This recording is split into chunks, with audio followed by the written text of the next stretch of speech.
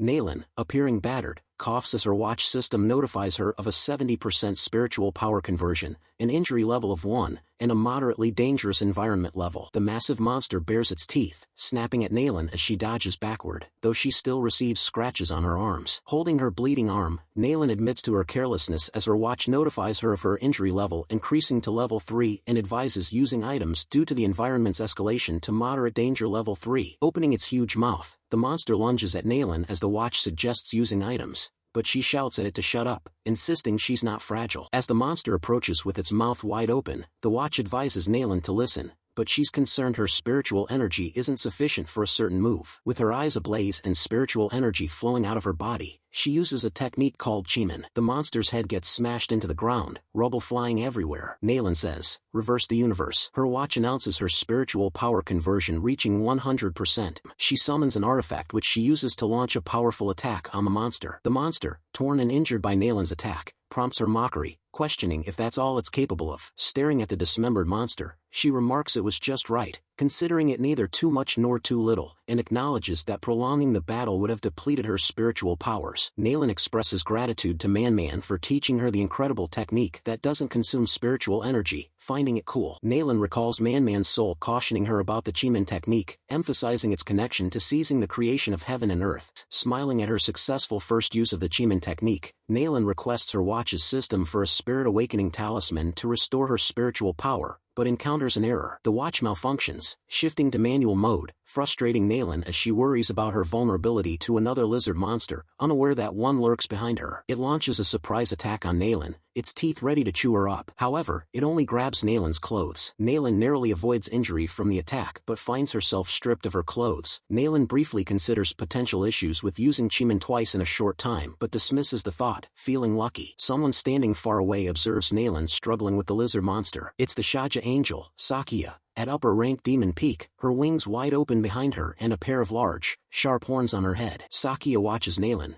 deciding to go and help her soon. The monster strikes at Naylin, who jumps back to avoid it. Naylin urgently demands a spirit awakening talisman from her watch as she struggles to maintain her form, but the watch announces that manual mode switching is in progress at 2.66%, prompting Naylin to implore it to hurry up. The monster aims another attack at Naylin, barely managing to bite one of her wings off before something interrupts it, attacking it back and leaving it shocked. The monster raises its head, forming a ball of fire-like thing above its mouth. It shoots a beam of laser at Naylin. There's a huge explosion. Bai's puppet creates a shield and protects Naylin from the attack, prompting Naylin to express her happiness upon seeing it. Naylin looks over at the lizard monster and is puzzled to see its half of the body chopped off, asking in confusion if the lizard just exploded. Someone walks up to Naylin, taking her by surprise. It's the Shaja angel, Sakia, who asks Naylin if she is hurt or not, referring to her as companion, which surprises Naylin. The angel praises Naylin for her heroic act of fighting bravely and defeating the dragon puppet, telling her she is undeniably Shaja's companion. Naylin expresses that the lizard also managed to bite her and killing it is not a heroic deed,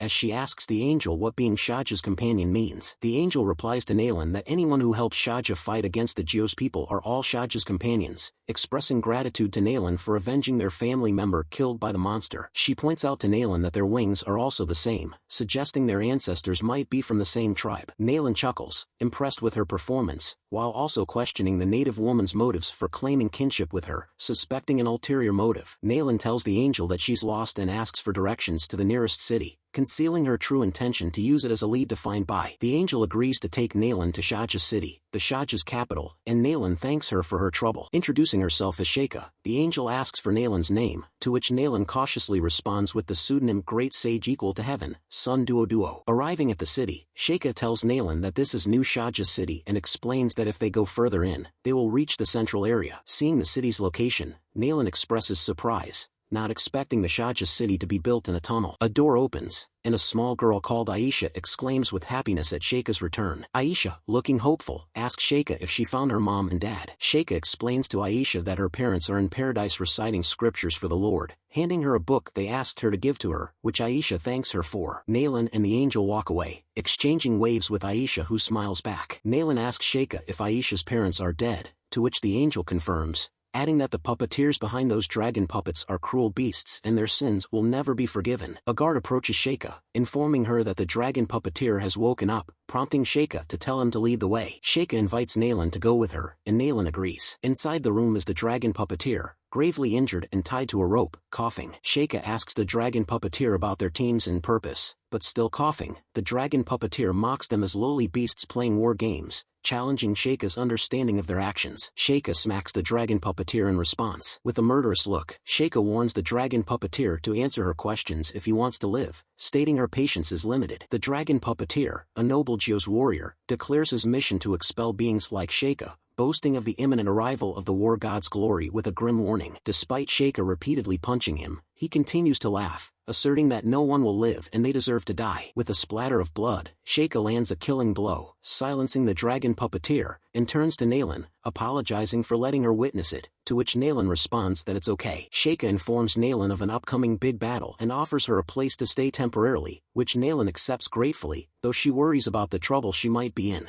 Smoke billows skyward from Failing Island. A large crater emits smoke, hinting at a figure still within. Xiao Lu confronts a many-tentacled monster, urging it to surrender. Biting a tentacle, she remarks on its resistance. Pausing mid-fight, Lu questions what's happening as her guide informs her that her spiritual power conversion is complete, now entering dormancy. Resuming her berserk state, Lu demands the monster's submission. A crying demon child lies on her back as Lu asks if she's convinced. Voices approaching from behind capture Lu's attention. In the forest, 3 women, 2 masked, observe surging magic essence. Deadlocking the demon child, Xiao Lu turns her attention at the newcomers, and inquires about their business. The unmasked woman is shocked as she recognizes the demon child. Lin Merlin, leader of Klein Church, joyfully identifies the child as the legendary ancient deity, Canera. The demon child breaks free from Xiao Lu's grasp and flies towards Lin Merlin, surprising Lu. Lin Merlin cradles the child in her arms, the child appearing confused. Holding the child aloft, Lin Merlin declares her as the ancient deity Canera, heralding the era of their Klein Church as her followers cheer. Xiao Lu appears bewildered by the scene. Lin Merlin, still holding the child, laughs and calls her the legendary Lady Nana. Lin Merlin affectionately rubs Lady Nana against her cheeks, describing her as small, soft, and adorable. The masked woman points out Xiao Lu's resemblance to Lady Nana, surprising Lin Merlin. Xiao Lu observes the group, remarking on their eccentricity, as Lin Merlin hands Lady Nana to her followers. In a flash, Lin Merlin appears behind Xiao Lu, startling her with her speed, prompting Lu to question her intentions. Trying to seize Xiao Lu, Lin Merlin claims she must be Lord Kanara's sister, Lu, but Xiao Meng asserts she is her grandmother, and despite Xiao Lu's warnings, Merlin insists she'll take her home. Xiao Lu punches Merlin away, telling her to go to hell. Blushing, Merlin, still on the ground, remarks on Xiao Lu's touch, claiming she seems to like it, while Xiao Lu finds it disgusting. Lady Nana, looking angry, points at Xiao Lu, prompting one follower to comment on her attitude,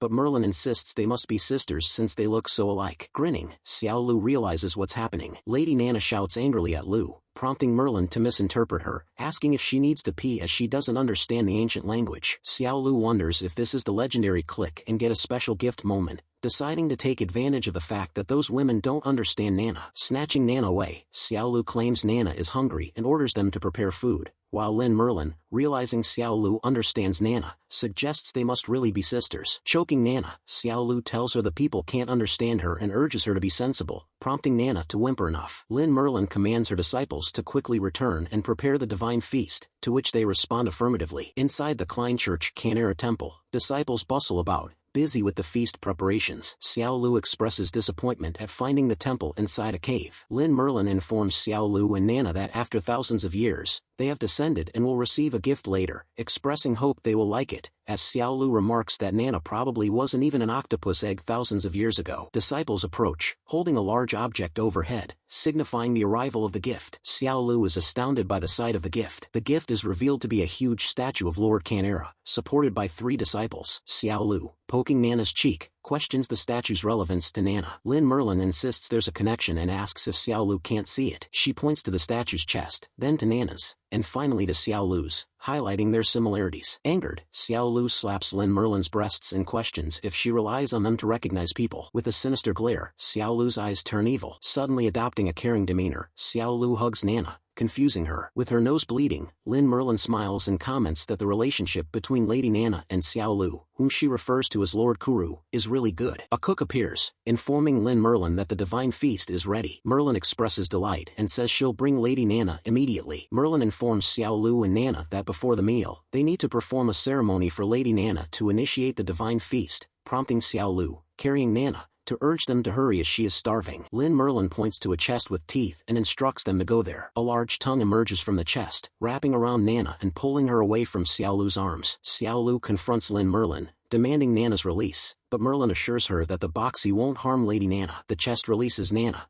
dressing her in a new outfit. Merlin reassures Xiao Lu that the box didn't harm Nana. Nana seems at a loss for words at her new clothes. Nana gives a smile of approval for her new outfit. Everyone chants Nana's name upon seeing her liking the dress. Nana grins widely, hearing her name being chanted. Lin Merlin announces the feast is about to begin, instructing them to continue playing music and dancing, and suggests they start eating. As someone wearing a graduation hat approaches Merlin, addressing the person as a scholar, Merlin asks if he needs something, to which the scholar informs her that, as prophesied in the Book of Evil Seas, Lord Kanara's body has already descended, and asks if they are ready to execute the plan. The scholar informs Merlin that the cannon from the Dissension Division is fully prepared, awaiting her command. Merlin then expresses their plan to spread the gospel after the grand feast.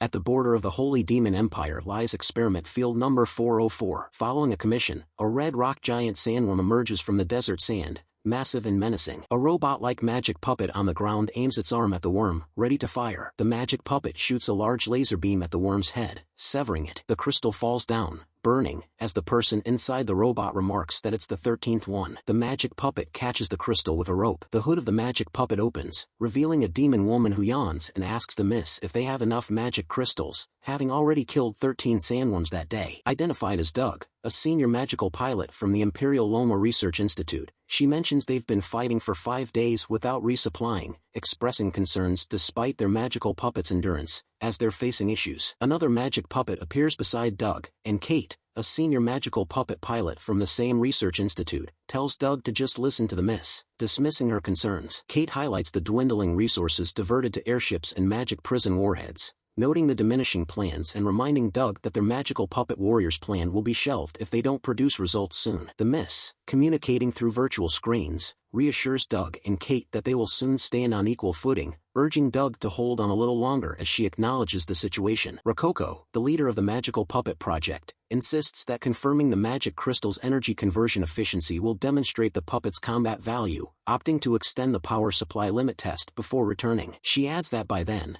the military will provide sufficient resources to overcome the final spell barrier, receiving agreement from the others. Doug informs Miss Rococo that they have ventured deep into the area but encountered only giant rock sandworms, finding it suspicious. Kate concurs, noting the strangeness of the situation, particularly given that the 404 experimental field is notorious as a death zone infested with powerful magical creatures. As a sandstorm approaches with lightning crackling, one of them points out to Miss Rococo to look in that direction. Huge sand tornadoes approach, prompting Doug to advise against venturing deeper, while Kate finds the situation too bizarre. Miss Rococo reveals that the project has been shelved for half a year, brought back by exhausting all her resources, emphasizing there's no turning back. She reminds them that their test objective is to hunt down the Desert Lord, the mighty rock emperor worm, with intelligence marking the nest just 5 kilometers ahead. Miss Rococo stresses that success or failure hinges on their final move, leaving the decision to them without coercion. Doug and Kate express their belief in Miss Rococo and agree to brave the sandstorm. Inside the sandstorm, Miss Rococo notes the low visibility, cautioning others not to stray too far and to proceed with caution, receiving confirmation. Despite someone spotting a giant,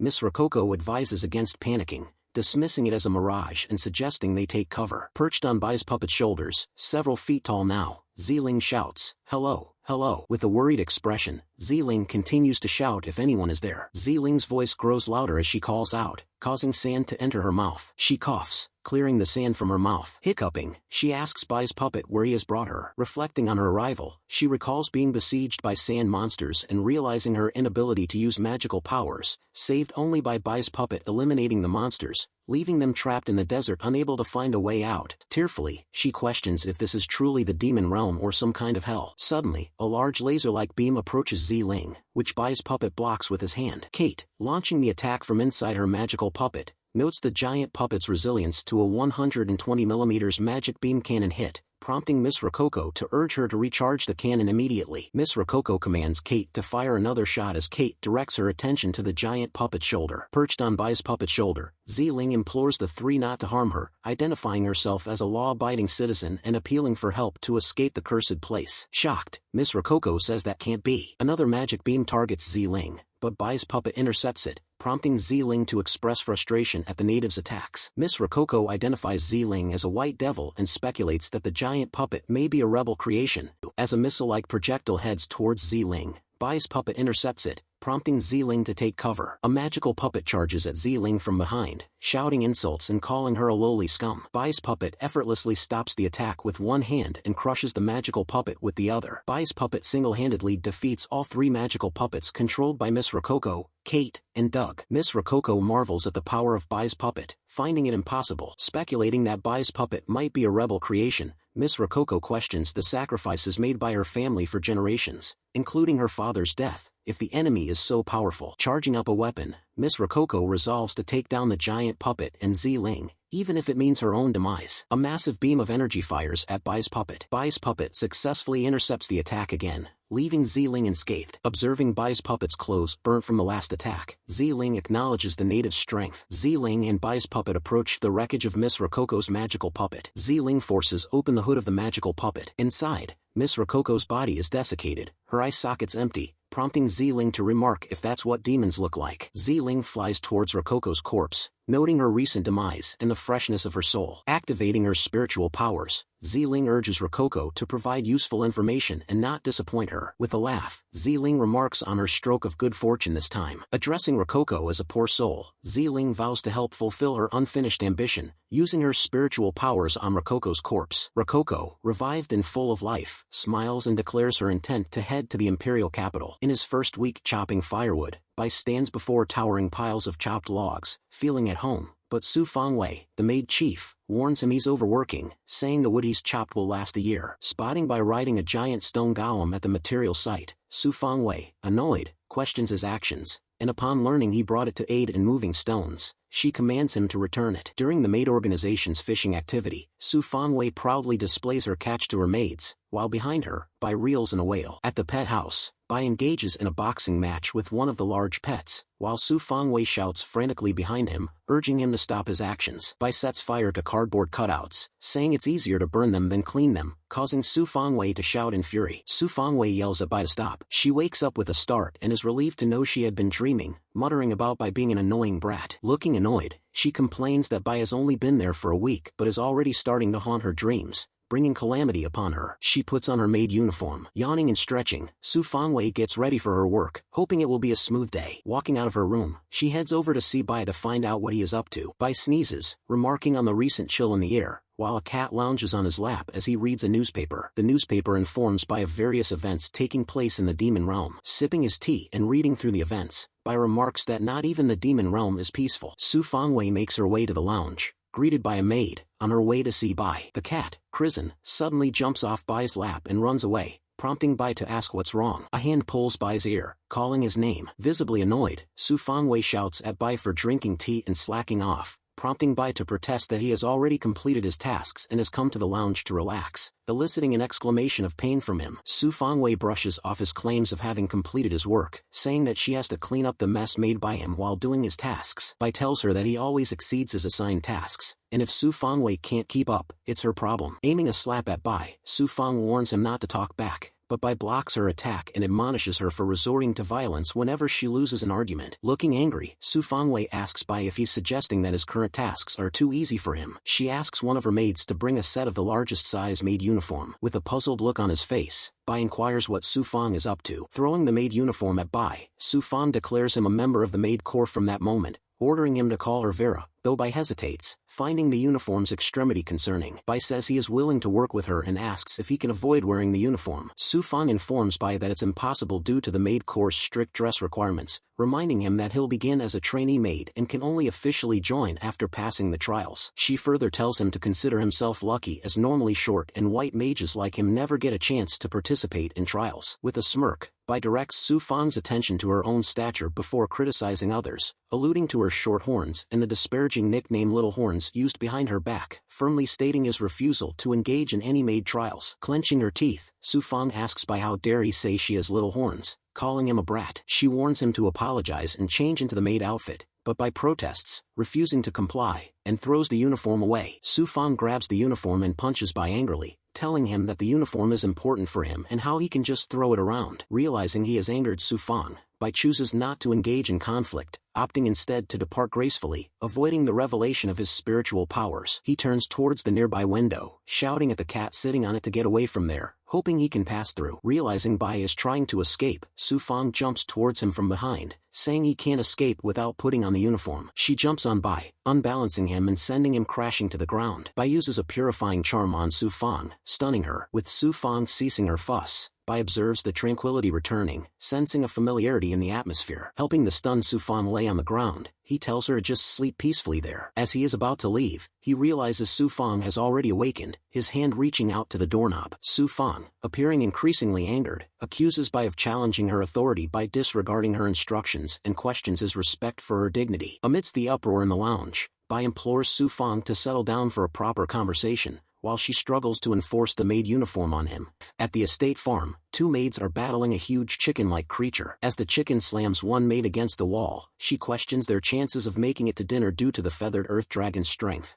prompting the other maid to check on her. The maid with blue hair suggests they might become dinner for the creature, prompting the other maid to agree and propose seeking help from Chief Maid Vera. A golden streak of light comes towards the two maids, a voice from it says, "Chief Maid is currently unavailable," telling them not to worry. The new arrival cuts down the chicken monster into half. It's Bai, a long hammer in his hand, who says he will take charge from now on, and he seems to have put on the maid clothes. Bai turns to the maids and asks them if they are both okay as they thank him. The large chicken is cut, its meat loaded onto a cart, as the maids Bai saved commend him for swiftly solving the magic bowl chicken problem. Noticing his attire, they hesitate, asking if he is also a maid. Bai explains that the head maid forced him into the costume, noting she's the strongest person he's ever seen, and the maid with blue hair remarks it's the first time a man has joined their maid team. The other maid reveals their maid team originated as the estate's soldier team, but under Lady Vera's leadership, assessments became tougher, leaving most male mages unable to pass the first trial, let alone become apprentice maids. The maid in blue hair observes Lady Vera's appreciation for Bai, prompting his gratitude for the provided clothes,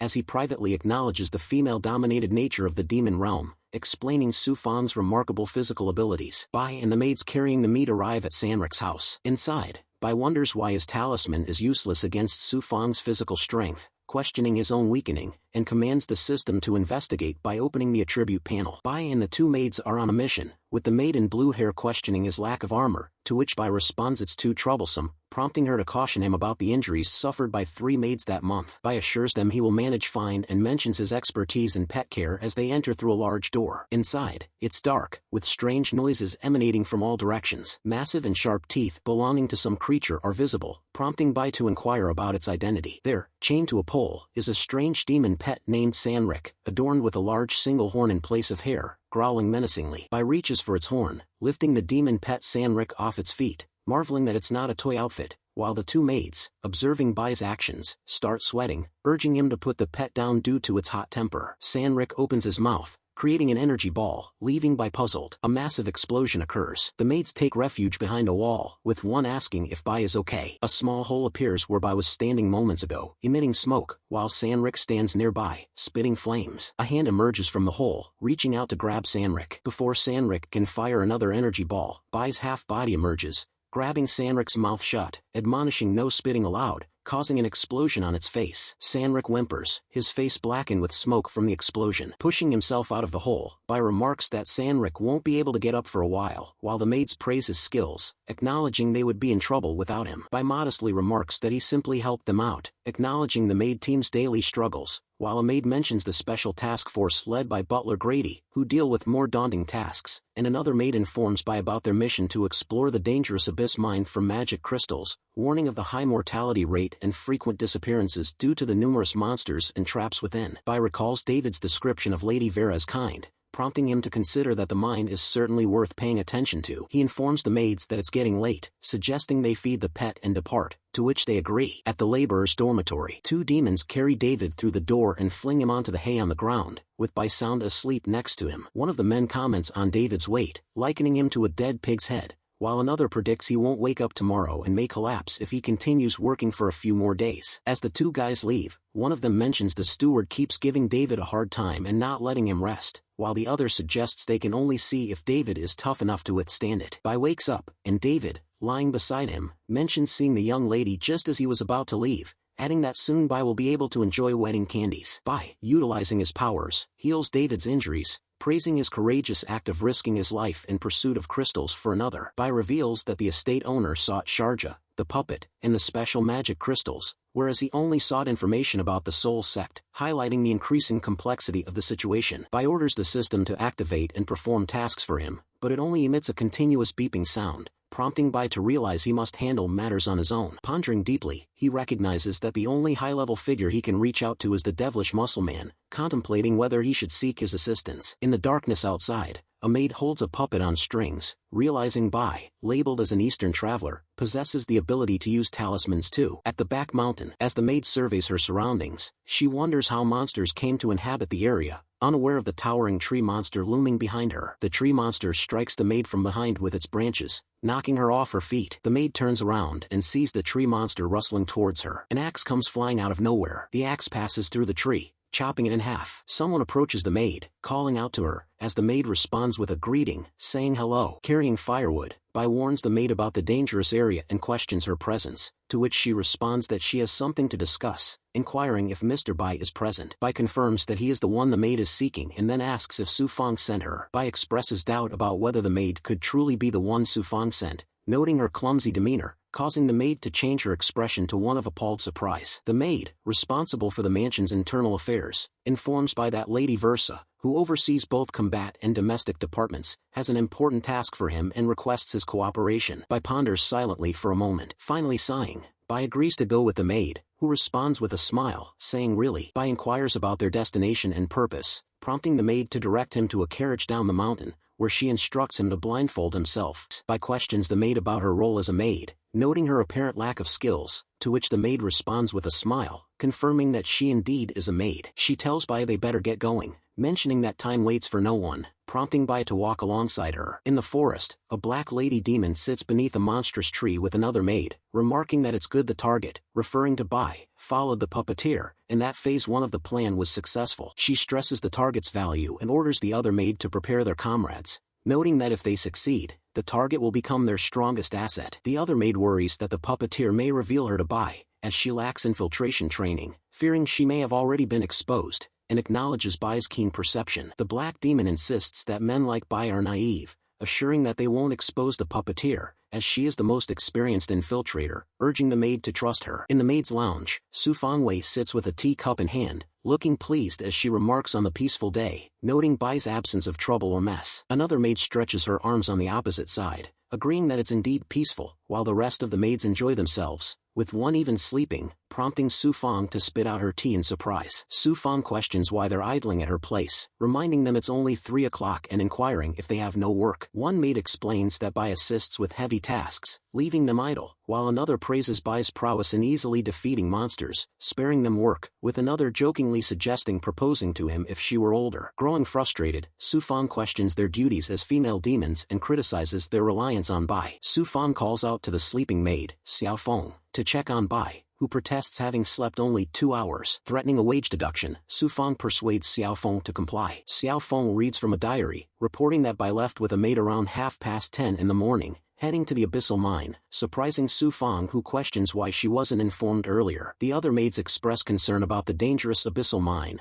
known for ghosts and zombies, with a mortality rate of 90% for white magi. Su Fang suspects someone from the estate may have taken Bai to the abyssal mine without informing her. Distracting herself from thoughts of the abyssal mine, Su Fang predicts Bai's return at mealtime, instructing the other maids to resume their duties. Concerned, the maids gather around Su Fang, their expressions reflecting worry, prompting her to inquire about their distress. The maids express worry for Bai, acknowledging his strength but fearing for his safety in the mine, pleading with Su Fang to rescue him, but she dismisses their concerns and orders them back to work. Tearfully, the maids implore Su Fang to aid Bai. Unable to resist their pleas, Su Fang reluctantly agrees to find him. Su Fang decides to rescue Bai not only to ensure his safety but also to confront whoever dared to take him without her knowledge. The carriage transporting Bai reaches its destination, as announced by the driver. Bai and the maid disembark, and Bai notices the mine entrance atop a mountain. The maid explains that the abyssal mine is a vast underground maze, and efforts have been made to fortify it on the mountain. Realizing Bai has outpaced her, the maid asks him to wait. They come across an old man, lacking an arm, passed out,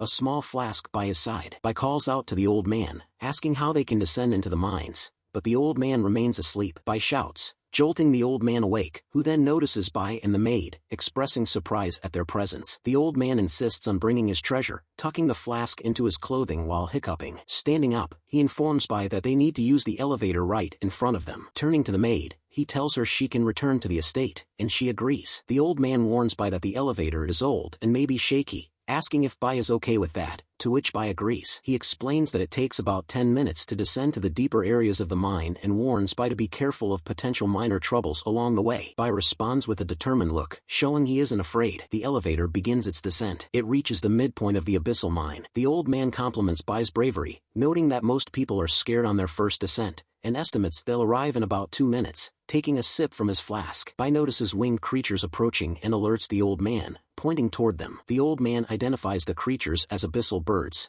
mid-level demon creatures. One of the birds spots Bai and the man and flies toward them. The old man remarks that they haven't reached the middle-lower level yet, finding it unusual for the birds to be present, explaining that they snatch people from the elevator and eat them, which Bai connects to the earlier mentioned minor trouble. A blow strikes, killing the bird as it falls. As more birds approach, Bai readies his axe and seeks a solution from the old man, who advises him to wait momentarily as he searches for a solution. The old man retrieves a long, round object from his bag, exclaiming that he found what he was looking for. The abyssal birds draw close to the elevator. A massive burst of fire and smoke emanates, causing the birds to retreat. The old man reveals the object in his hand as dragon's breath grass, found only at a depth of 50 meters in the deep level, capable of simulating a dragon's breath when ignited, which he finds quite powerful. Thanking Bai for preventing their immediate demise, the old man expresses gratitude, and Bai inquires about their current depth. The old man responds that they are at around 1,500 meters, the middle layer, and they should soon see the stronghold, to which Bai acknowledges. Bai reflects on the maze's danger level, likening it to the abyss of Sanwu, hoping to find valuable items to bring back. The elevator eventually halts. Observing the valley below, Bai queries the old man about the stronghold's location. Pointing ahead, the old man indicates it's about 5 kilometers away, promising someone will bring mounts to transport them there later. Bai notices an insect-like creature crawling ahead and asks the old man about it. The old man explains that it's an abyssal shepherd ant, aiding in maintaining the stronghold's security by accepting sacrifices of white magic regularly. Below, Bai observes a shepherd ant attacking workers, including David. Bai leaps down to aid the workers. The old man takes another swig from his flask, remarking on the impatience of young people. The shepherd ant navigates through large rocks in pursuit of David, who is fleeing. David employs earth magic to lift boulders around him. Turning toward the shepherd ant, David hurls the boulders at it, exclaiming, "Build the foundation." A massive explosion of small stones and dust ensues. Standing atop the dead shepherd ant, Bai calls out to David. Bai advises David not to die before tasting his wedding candy, prompting David to curse, "Damn it."